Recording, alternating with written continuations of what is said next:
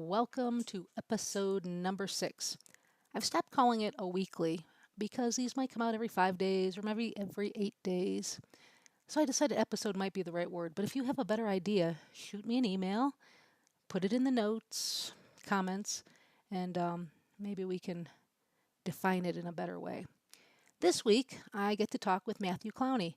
What a cool guy. So many different things going on in his life, in his art. The first thing I did was I asked him about his projects, his big major projects in life, and what were the inspirations. So enjoy. So I've worked on 2 major projects over the course of my life. When I was younger, I was working on family portraits. I was really fascinated with I really spent a lot of energy thinking about interpersonal relationships within families, and I'd always had this sort of thinking about the notion of race, and because I don't think that's actually an accurate, like scientifically accurate term for the human race is a race, and so ethnic groups have important and beautiful differences, but they don't divide us as a race, and so I was looking at families of mixed ethnicity and lots of families that somebody like super conservative or old times would consider other, and really just trying to celebrate the beauty of all that diversity. And so at the same time, in those interpersonal relationships, there's all kinds of complicated, quirky misconnections and stuff. And so I was making group family portraits that I hoped would convey both my celebration of that wonderful diversity and the sort of complicated interpersonal stuff. So that I was motivated by my own family and my just primary interest in people, like image making people. Then in recent years, I've been really obsessed with outer space and the idea that the dream of finding intelligent life on another planet, and I'm deeply saddened by the idea that I expect not to ever witness that intelligent life. So I've been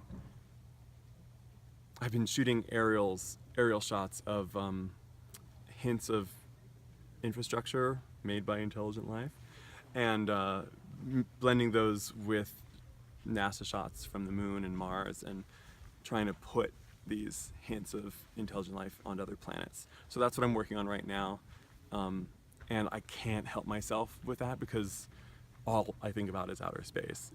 If every movie from this day forward that was ever made was about outer space, that would be fine with me. So I'm just on a tunnel vision track. So that, yeah. So, those are 2 great series, Matthew. We've been talking this week, and you're telling me about another project that you've been starting with your girlfriend about making a baby. And it touched my heart. And could you share about that project with us? Happy to. Yeah, well, thank you for asking about that. My girlfriend and I are trying to have a baby, and she's 40 years old. We got pregnant last year and then lost the baby a couple months in. And so we've been trying ever since. And when we got pregnant, my girlfriend suggested, let's do a photo project of this. And that was a really exciting thing for me because she, up until then, didn't really enjoy me making pictures of her except for her band stuff or whatever. So now she comes up with suggestions, get this, get that. And it really feels like teamwork. It's like a joint project about our joint project, which is very special. So thank you for asking about that. Yeah. So, yeah, when you were telling me about that, it was just so touching and just, made me want to know more. And I'm so looking forward to seeing what comes of all of this and that little life. Yeah. But there are 3 other lives that you take care of, cats, and you're working on a fabulous Instagram project. So can you share that with us and the evolution? Yeah. So let's be clear, this is completely stupid, but also I feel like the greatest thing I've ever done.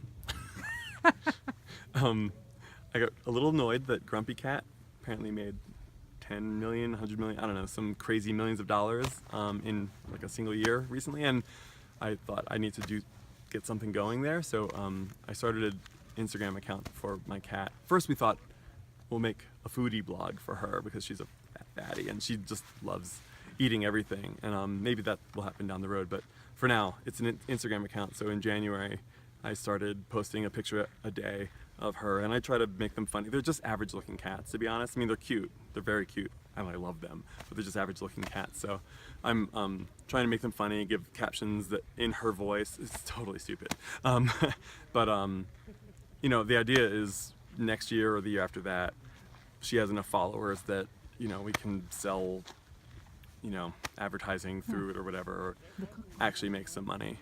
And yeah, and then if, you know, if it goes well enough, we'll make a cookbook of like what Alice's foodie blog would have been. I don't know, but the plan is get famous, then a bunch of question marks, and then make money. So for right now, we're in the trying to get famous. So. That's a perfect plan. And you started this in January. How many followers do you have today? July 27th, Yeah, 2016? She'll hit 11.9K tonight, probably. She gains about an average of about 100 followers a day. Yeah, and that's Matthew really working Instagram, an hour to 3 hours a day to make it happen? Let's say 5 minutes a day. Okay, 5 minutes a day. We'll talk about that later. But anyways, Matthew, thank you so much for sharing this with my students and whoever else might get to see this. And we'll be looking at your work. Thank you. Thanks for talking with me.